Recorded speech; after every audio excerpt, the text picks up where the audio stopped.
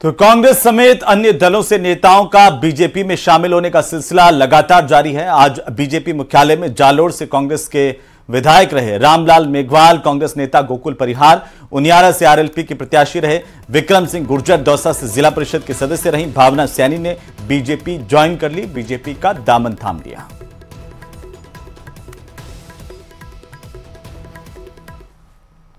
राजस्थान के इस पश्चिमी अंचल से जालोर से वहाँ की राजनीति के कांग्रेस के बड़े हस्ताक्षर रहे, कई बार चुनाव लड़े, एक बार जालोर से विधायक रहे। श्रीमान रामलाल जी मेघवाल साहब आज भारतीय जनता पार्टी की सदस्यता ज्वाइन कर रहे हैं। उनके साथ ही लंबे समय से एक शिक्षक आंदोलन से जुड़े रहे, कॉलेज में प्रोफेसर रहे, बाद में निदेशालय कॉलेज शिक्षा में संयुक्त निदेशक के नाते काम किया, राजनीतिक क्षेत्र में आए और पिछली बार उनियारा से आरएलपी के प्रत्याशी के नाते चुनाव लड़े प्रोफेसर विक्रम सिंह गुर्जर, उन्होंने भी भारतीय जनता पार्टी की सदस्यता ग्रहण करने का तय किया है। तो वहीं लोकसभा चुनाव में कांग्रेस जीत का खाता खोलने के लिए नया फॉर्मूला अपनाने जा रही है। 2 लोकसभा चुनाव में करारी पराजय के बाद पार्टी के वरिष्ठ नेता चुनावी समर से दूरी बनाते हुए नजर आ रहे हैं और ऐसे में अब पार्टी खाता खोलने के लिए नए प्लेयर्स पर भरोसा जताने जा रही है। यह खास रिपोर्ट देखिए।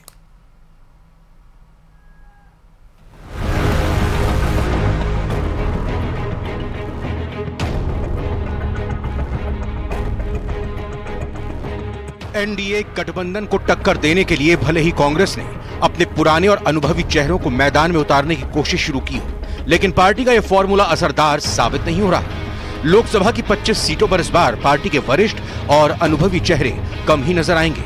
राजस्थान में कांग्रेस के सबसे धुरंधर माने जाने वाले पूर्व मुख्यमंत्री अशोक गहलोत, पूर्व उप मुख्यमंत्री Sachin Pilot, PCC chief Govind Singh Dotasra, AICC सचिव Bhanwar Jitendra Singh, Congress central working committee के सदस्य हरीश चौधरी और नेता प्रतिपक्ष टीकाराम जूरी जैसे कद्दावर नेता चुनाव मैदान से अभी तक दूर नजर आ रहे हैं। हालांकि पार्टी ने कई सीटों पर पुराने चेहरों को भी उतारकर अनुभव और जोश को एक साथ करने का फॉर्मूला बनाया है। लेकिन लोकसभा ऑब्जर्वर्स की रिपोर्ट के अनुसार इस बार पार्टी लोकसभा चुनावों में 2/3 से ज्यादा सीटों पर नए चेहरों पर दांव खेलने जा रही है।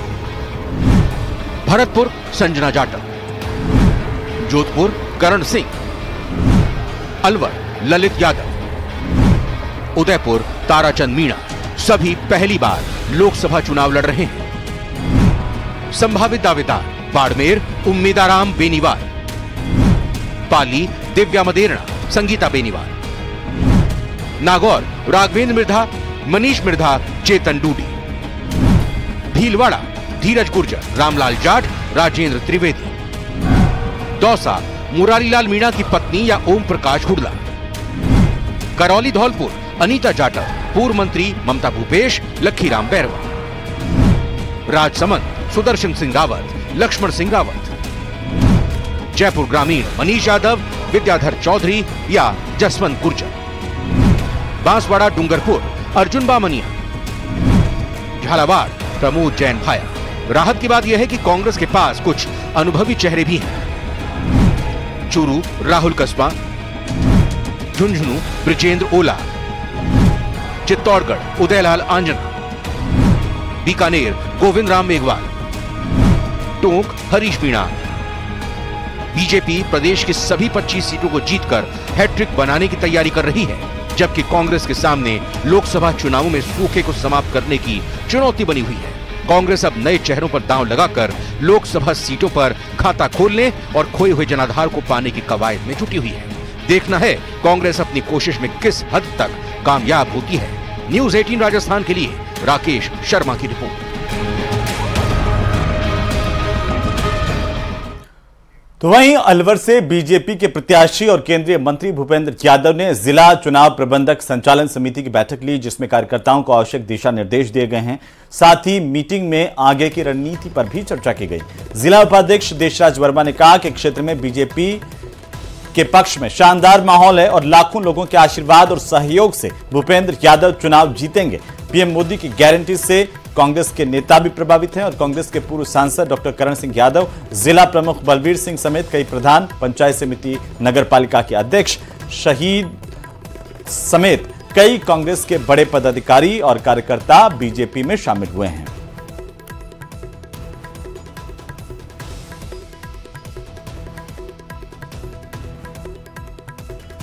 सुबह 7:30 बजे चुनाव कार्यालय पे आके दैनिक कार्यक्रम की मीटिंग लेते हैं।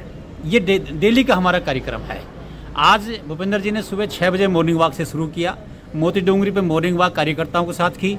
उसके बाद पार्टी कार्यालय पे सभी जो चुनाव संचालन समिति के सदस्य हैं उनके साथ कार्यक्रम होता है, मीटिंग होती है। उसमें तय किया जाता है कि आज का क्या कार्यक्रम है। तो वहीं लोकसभा चुनाव से पहले राजनीतिक पार्टियों में दल बदल को लेकर के कैबिनेट मंत्री डॉक्टर किरोड़ी लाल मीणा ने कहा कि भाजपा की विचारधारा से जो सहमत हैं उनके लिए हमेशा दरवाजे खुले हुए हैं और लोग आ भी रहे हैं। मंत्री डॉक्टर किरोड़ी लाल मीणा ने कांग्रेस को डूबता जहाज बताया। कहा कि डूबते जहाज पर कौन रुकेगा, कौन टिकेगा। जब गांव में आग लगती है तो चूहे निकल करके भागते हैं, वैसे ही पार्टी से लोग भाग रहे हैं। उन्होंने कहा कि कांग्रेस से भारत तो जुड़ा नहीं बल्कि कांग्रेस टूट रही है। तो ठीक है, जिसकी मन में इच्छा है वो कहीं जाओ। जो हमारे सिद्धांतों से, विचारधाराओं से खुश है उनके लिए दरवाजा खुला है, आए और आ रहे हैं लोग। हमने तो कांग्रेस ज्वाइन नहीं की। हम किसी कारण से पार्टी से हमको निकाल दिया था, टिकट भी काट दिया था, लेकिन हम विचारधारा में बने रहे। फिर पार्टी ने जगह दे दी। डूबता जहाज है, उसमें कौन रुकेगा। जब किसी गांव में आग लगती है तो मतलब आग लग रही है, वहाँ भारत नहीं जो भारत तो जुड़ नहीं रहा, कांग्रेस टूट रही है। तो गांव में जैसे आग लगती है तो वो चूहे निकल के भागते हैं। तो वहीं झुंझुनू से कांग्रेस के प्रत्याशी विजेंद्र ओला ने अपने मान नगर स्थित कार्यालय में कार्यकर्ताओं से मुलाकात की। इस मौके पर पत्रकारों से बातचीत करते हुए विजेंद्र ओला ने कहा कि विडंबना है कि पिछले 10 साल से लोकसभा में कोई भी सशक्त प्रतिनिधित्व झुंझुनू से नहीं मिला और इसकी वजह से 2013 और 2014 में जो काम यूपीए की सरकार ने मंजूर किए थे या तो वो अब तक शुरू नहीं हो पाए या अधूरे पड़े हैं।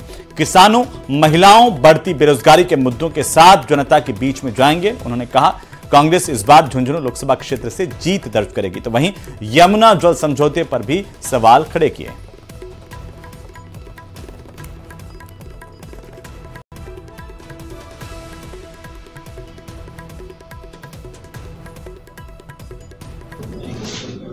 प्रथम तो हमारे मुद्दे रहेंगे जो राहुल जी ने अपनी न्याय यात्रा में जो मुद्दे रखे हैं, न्याय की 5 बातें कही हैं, वो तो रहेंगे। जो किसानों के लिए है, नवयुवकों के लिए है, बेरोजगारों के लिए है, महिलाओं के लिए है और समाज के सभी तबकों के लिए है, आम आदमी के लिए है।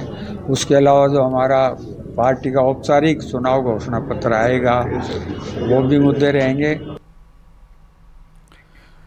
तो वहीं प्रदेश का चर्चित जल जीवन मिशन घोटाला कांग्रेस के दिग्गज नेता की मुश्किलें बढ़ा रहा है। 2 दिन पहले ईडी ने इस मामले को लेकर के कांग्रेस के पूर्व मंत्री के ठिकानों और उनके आवास पर जांच की थी और सोमवार को पूछताछ के लिए बुलाया था, लेकिन पूर्व मंत्री ने ईडी से और मोहल्लत की गुहार लगाई है। रिपोर्ट देखिए।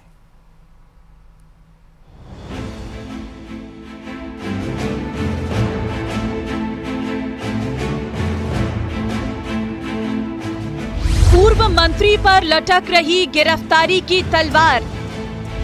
महेश जोशी ने ईडी से लगाई गुहार। जांच से नहीं है इनकार और मोहलत की है दरकार। अंदाज भले ही बदल गया हो लेकिन बीजेपी पर हमला बदस्तूर जारी है।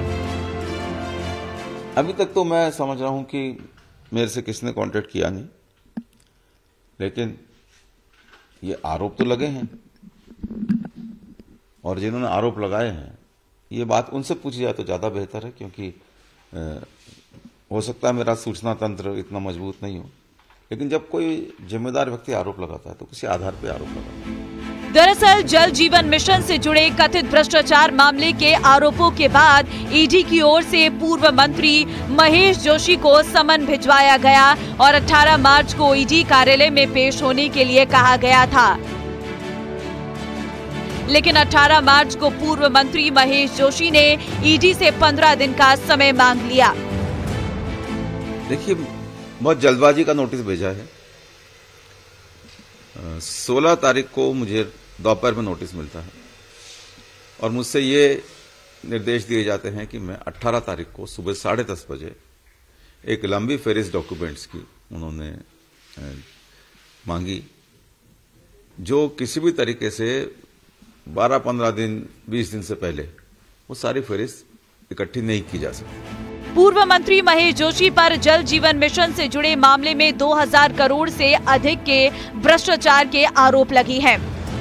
जलदाय विभाग के कई वरिष्ठ अधिकारियों पर ईडी ने कार्रवाई की। 16 मार्च को पूर्व मंत्री के आवास पर भी ईडी के अधिकारियों ने पूछताछ की थी। महेश जोशी के अतिरिक्त मुख्य सचिव सुबोध अग्रवाल के आवास पर भी ईडी ने छापेमारी की थी। खबर है कि ईडी के अफसरों ने जोशी के करीबी रहे संजय बड़ैया से भी पूछताछ कर रहे हैं, लेकिन जोशी साफ कह रही हैं कि 16 मार्च को पड़ी ईडी के रेड में उनके घर से कुछ नहीं मिला। देखिए, मेरे घर पे तो कुछ भी नहीं मिला। मैं ये बताना चाहता हूं कि एक सिस्टम हो गया है आजकल, 10 जगह पे कार्रवाई होगी तो उनका जो प्रेस नोट बनता है एक इकट्ठा प्रेस नोट बना लेते हैं। ये उन्होंने सिस्टम बना लिया अपना। किसके अलग अलग क्या मिला क्या नहीं मिला ये नहीं बताते। उन 10 जगहों पे कुल मिला के क्या मिला वो प्रेस नोट में उसका जिक्र करते हैं। तो मैं नहीं समझ पाया हूं अब तक कि ऐसा क्यों करते हैं, लेकिन फिर भी उनकी प्रक्रिया का हिस्सा है तो मैं इस पर कोई आपत्ति भी नहीं कर रहा। लेकिन मैं चाहता जरूर ये हूं कि जब किसी के यहां कोई कार्रवाई हो, सर्च हो, रेड हो, तो उसके क्या मिला अलग अलग बताया जाना चाहिए, जिससे जनता में कोई भ्रम की स्थिति नहीं। खबर है कि संजय बड़ैया से पूछताछ में कई अहम खुलासे हुए। बताया जा रहा है कि ईडी को जल जीवन मिशन से जुड़े कई अहम दस्तावेज हाथ लगे हैं। आपको बताते चले कि जल जीवन मिशन से जुड़े भ्रष्टाचार के आरोपों की जांच के लिए मंत्री किरोड़ी लाल मीणा ने भी केंद्र सरकार से जांच की मांग की थी। किरोड़ी लाल मीणा ने जेजेएम में हुए कथित घोटालों से जुड़े कई महत्वपूर्ण दस्तावेज ईडी को सौंपे थे। डॉक्टर मीणा के मुताबिक मामले में ब्लैकलिस्टेड कंपनियों को टेंडर दिए गए, घटिया पाइप कई गुना ऊंची दर पर खरीदे गए और कई जगह तो पुराने और चोरी के पाइप जमीन में गाड़ दिए गए। वहीं चहेती कंपनियों को करोड़ों रुपए के एडवांस भुगतान किए गए। डॉक्टर मीणा के मुताबिक ठेकेदारों से मिलकर पूर्व मंत्री महेश जोशी ने 2000 करोड़ से अधिक का घोटाला किया है। अब प्रदेश में बीजेपी की सरकार है। डॉक्टर मीणा अभी भी अपने स्टैंड पर कायम है और जल जीवन मिशन में हुए घोटाले की जांच की मांग कर रहे हैं। न्यूज़ 18 राजस्थान के लिए जयपुर से राकेश शर्मा की रिपोर्ट।